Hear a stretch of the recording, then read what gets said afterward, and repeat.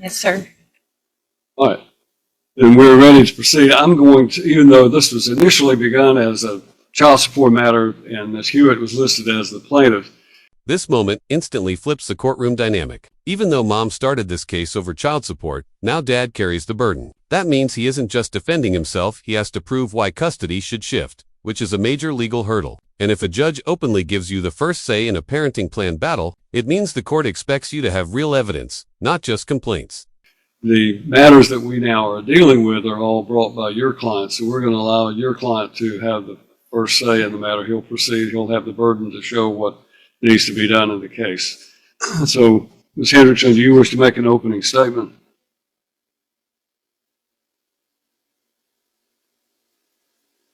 But the case that's going to be heard will require testimony, and as a result, if you are going to be a witness for either side in this case, you must go outside of the courtroom. This is Courtroom Survival Mode 101. No witnesses allowed to listen. Why? Because testimony must stand on its own, not become a team project. If anyone watches the live stream or gets coached, their testimony becomes worthless and they could lose their right to speak at all. This rule is basically the judge saying, if you're lying, you'll have to lie alone. And remain outside of the courtroom until you're called to testify. You are prohibited from discussing the testimony of any other witness with anyone or from watching the proceedings which are being live streamed on YouTube. And violation of that order would not only constitute contempt of court, but it would bar you from testifying. All right. If you're a witness, you must go outside. You have witnesses that need to go out.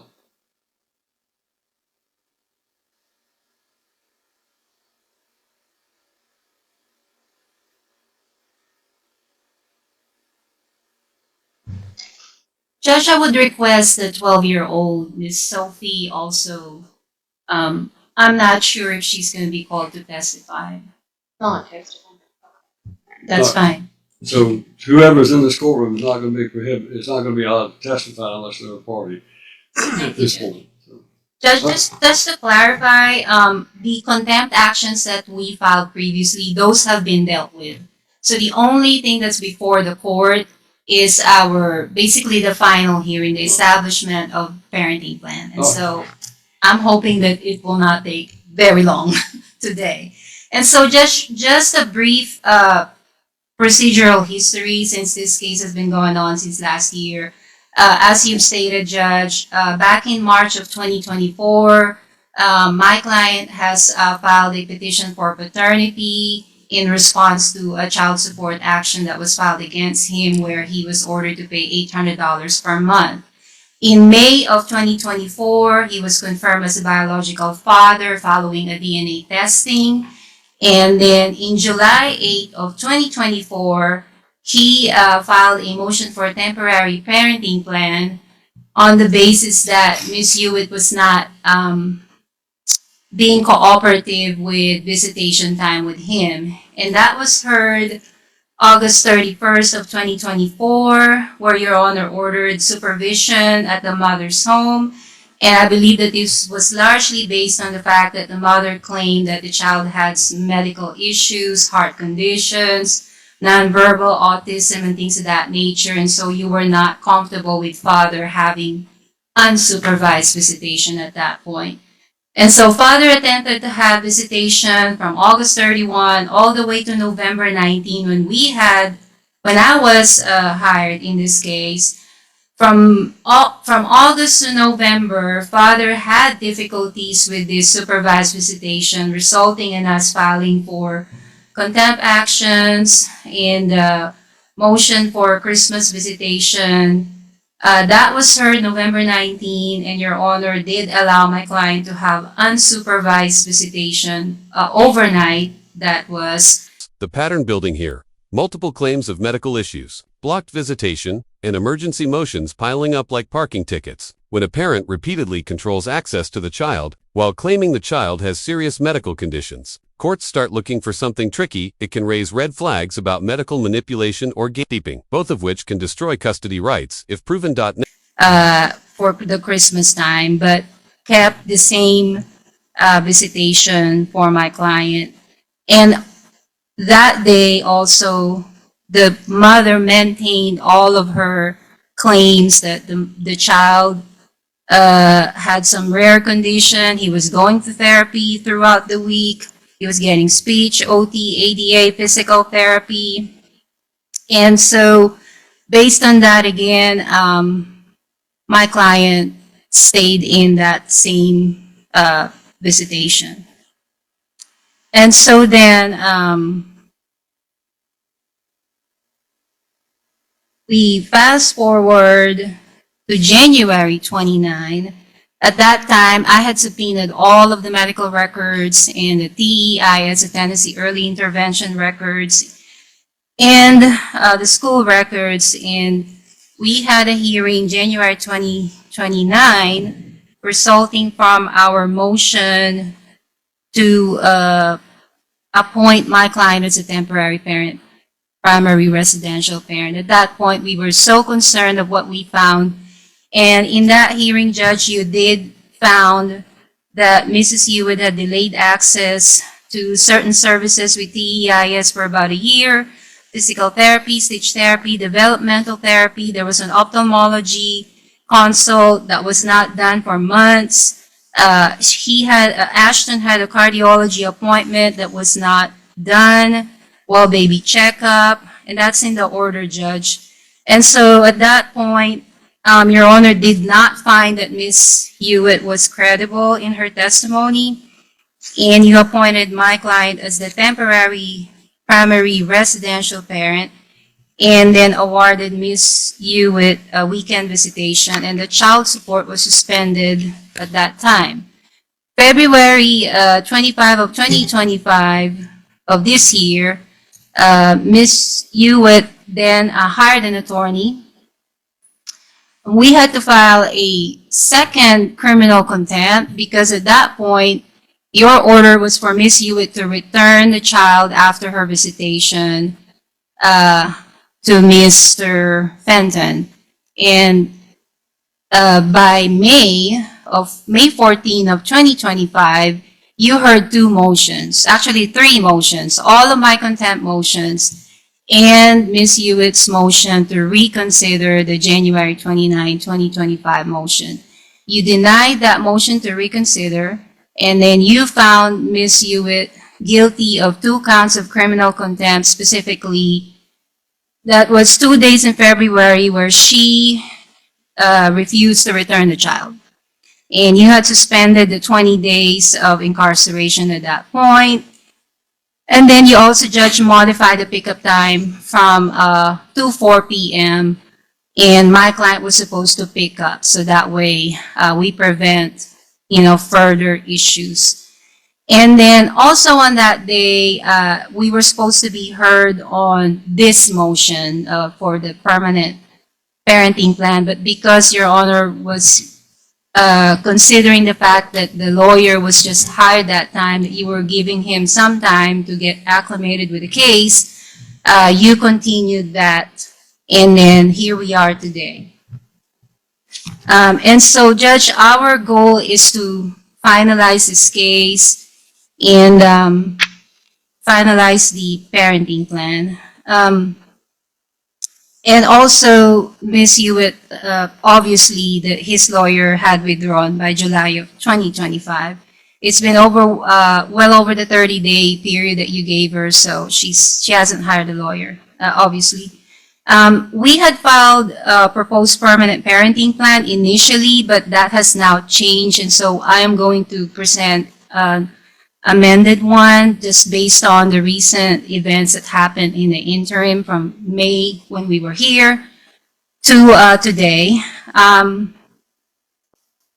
The proof will show that Ashton, he's 4 years old now, he's done tremendously in a good way. He's gone to school, he's updated with all of his medical needs. He has been adding to his vocabulary, which is great. He's gaining friends. He's very close with his teachers. He's just overall has become healthier. His eating habits are better. And so it's been great for this child since father has taken over the overall decision making. In contrast, Judge, mother continues to engage in hostile communication with my client. She's making derogatory comments.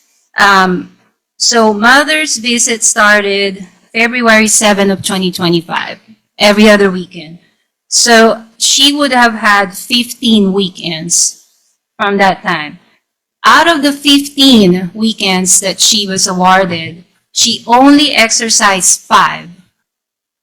Out of that 5, the last day, she had only exercised 1 overnight because the following day, the children had to be taken to the grandfather's home. The DCS was involved, police was involved, and we'll get to that. So we have the police officer as well, subpoenaed to testify. Moment, police and child services enter the story. Everything escalates from bad parenting to potential safety risk. Judges don't need a conviction or proven abuse to change custody, just credible concern. And remember, when outside authorities step in, the courtroom usually stops caring about excuses and starts focusing on protecting the child at all costs. The very first weekend that mother exercised her visitation on February 7, that was when you found her guilty of contempt because she refused to return the child to the father. February 21 was the second instance of her visitation. The same situation, refused to return, and my client had to drive hour and a half to Tennessee to pick up, and so that was another contempt finding. And then she visited May 30. She was late, but my client accommodated. It was supposed to be 4 p.m., but she came at 6:30. And then the next one was June 13, and then the last episode was August 8. And August 8 was the day when the DCS and the police were involved in the situation. The proof will show that August the 9th, Saturday, the Department of Children's Services were called. There was an anonymous call put in. Apparently, Sophie, the 12-year-old, who is the other daughter of Miss Hewitt, had made some complaints of abuse. There was some Adderall situation there that will come out in the proof. The environment itself was, the house was unkept, and we will have photos to show of that. There was some environmental neglect allegations. And so it resulted in the children being taken to the grandpa's home. And then my client got a call from the police department, Dixon Police Department, asking him to pick up the child. And so my client had to drive again. He was on vacation at that time on a Saturday to pick up his child. So the visitation was cut short. All throughout, from February to today, mom has never checked on the child, never sends any message to dad what's going on with Ashton. Maybe she doesn't have a ride to pick up, but doesn't even initiate any video calls whatsoever. In contrast, my client has been cooperative, bending over backwards to accommodate Ms. Hewitt. And so, Judge, we do have a lot of concern. And the other thing is the diet that's being fed to Ashton. It's going to come out as well in the proof. And so I know that it is very drastic, but in our proposed permanent parenting plan, of course, we're asking that Mr. Fenton remains the PRP with exclusive decision making. He's doing a great job. Our concern is Ashton. If he continues to stay in this environment, the environment is not healthy, and we'll show the photos. And the other things, the situation with Sophie, it appears that Sophie has been tasked to take care of Ashton every time Ashton is there, and mother just does not participate.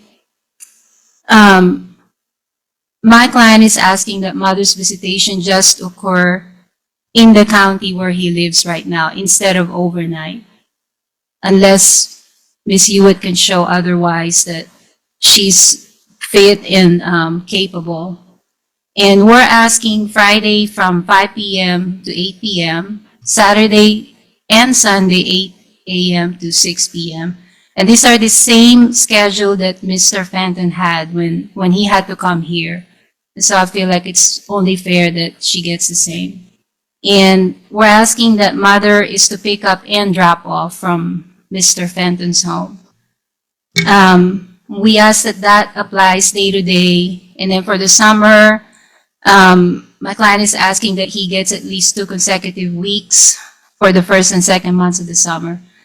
If the child support is assessed against the mother, which I believe it will when I calculated it, I do not have credible evidence of her, Miss Hewitt's income, just because I've not received any discovery responses that I propounded, whether she was pro se and whether she was represented.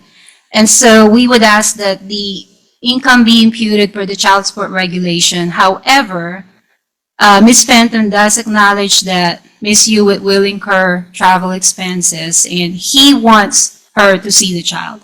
And so he is willing to waive whatever child support, if any, is assessed against Ms. Hewitt. He will provide the insurance. He will continue to do that. And then we're asking that he claims him for the tax purposes. So in summary, Judge, we're asking if we apply the best interest factors here, it's truly unfortunate that we had come to this point. We were hoping that things will get better, but instead it got worse. And so we're asking that when the court applies the best interest, it finds that majority of them favors my client and that he remains the PRP and that no overnight visitations be awarded to Ms. Hewitt at this point. That's what I have, Judge. Thank you. Ms. Hewitt, you are representing yourself, your prior attorney having withdrawn. You have the right to make an opening statement, but I'm going to give you a chance to testify. Do you want to just reserve your what you want to say to when you testify? I would like to get a few things straight. All right, then come on up to the podium and you can tell me whatever you want. This opening statement is not evidence. The evidence will be presented in the form of testimony, but I'll give you a chance to respond to what Ms. Hendrickson has said.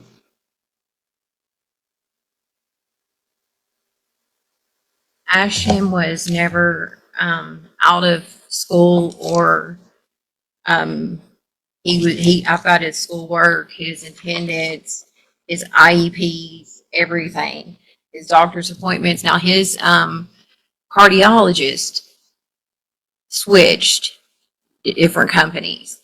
Is a strategic move, not just generosity. By offering to waive child support, Dad eliminates the argument that he's doing this for money. Judges love anything that shows a parent is fighting only for the child, not financial gain. It's a legal power play that says, I'm here to parent, not profit. So we were in the process of switching from Dr. Bruns's pediatrics cardiology to another one. But I've got all his school, I've got his school pictures. He was getting ABA, physical therapy, occupational therapy, everything, every day. And TEIS from birth, there was never a gap, except when I switched from TEIS to the Dixon County Board of Education. And I mean, there wasn't like a month lapse or a week, or we just switched.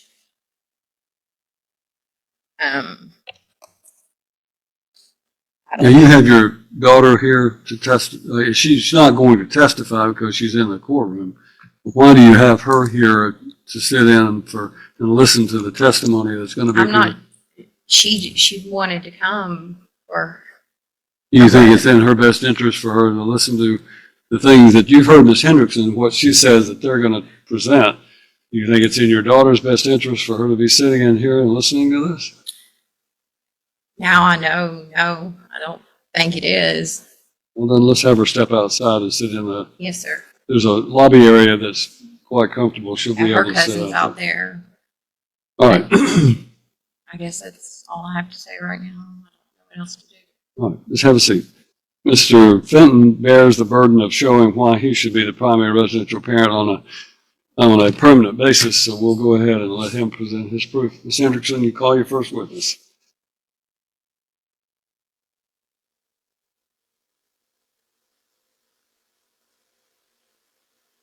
Beaver, yes. Thank you.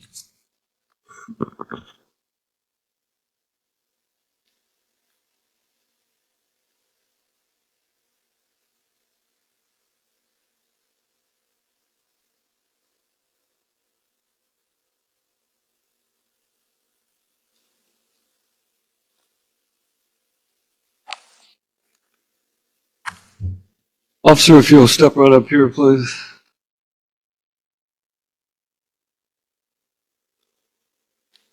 Ask you to raise your right hand and be placed under oath.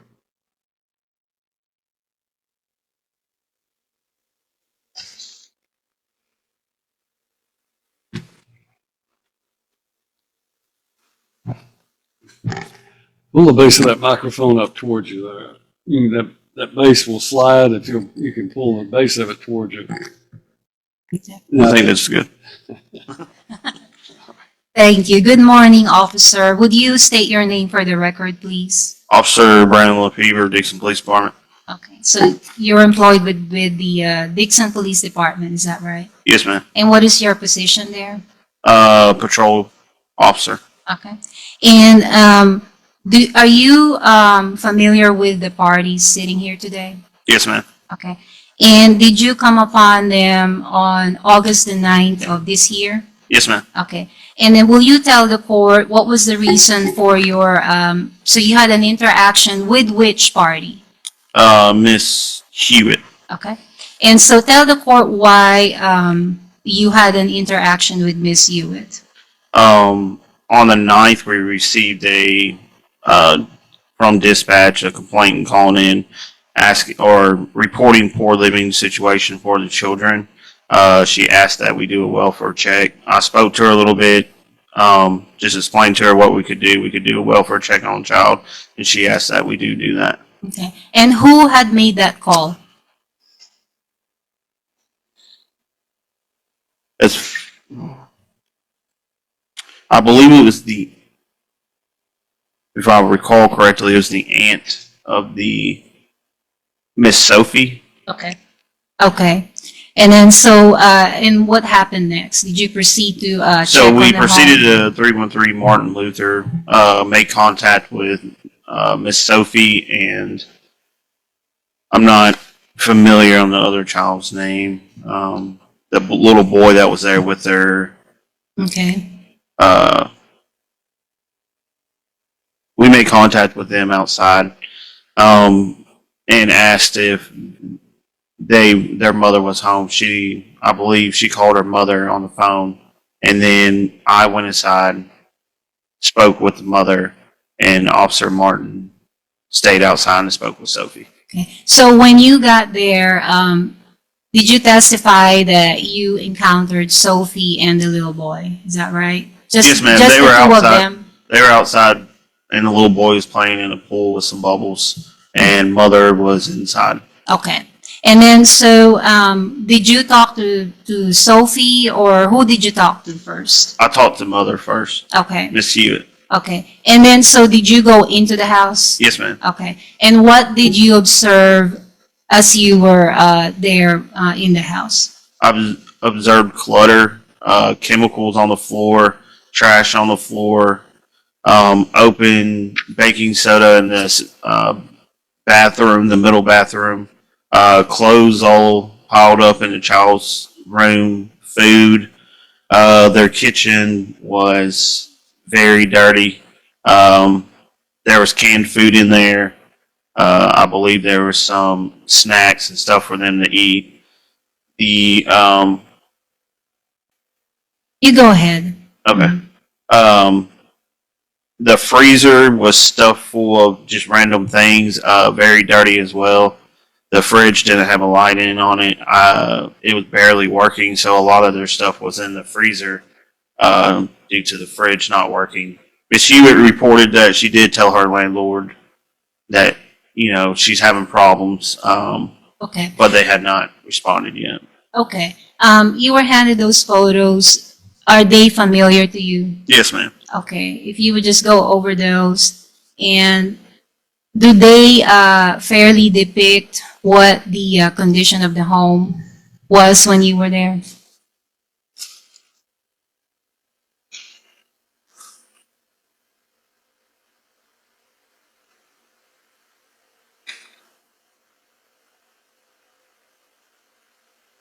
So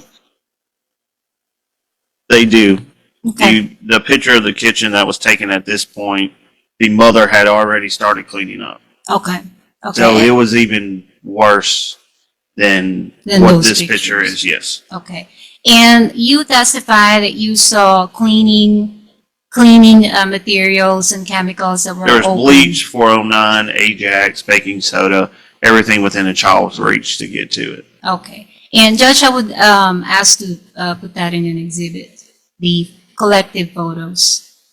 Recommends Exhibit 1. And so, in your mind, do you have children? Yes, ma'am. And as a father in that environment, do you believe that that's safe for a 4-year-old to be in? No, ma'am. I do not. Okay. And then, so, is there any other observations that you would like to tell the judge as far as the home environment is concerned? I do believe that DCS does need to get involved inside that home with the other children.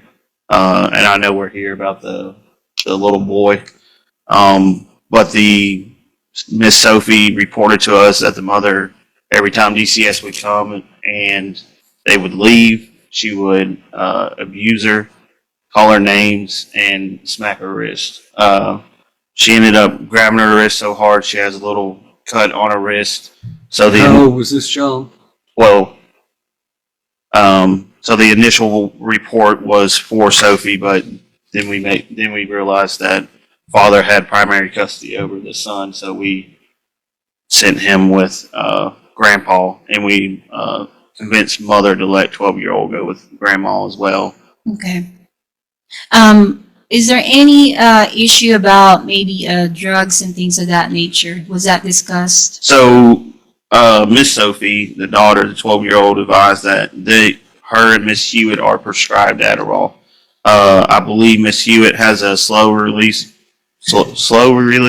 Adderall, and Miss Sophie has a fast releasing Adderall.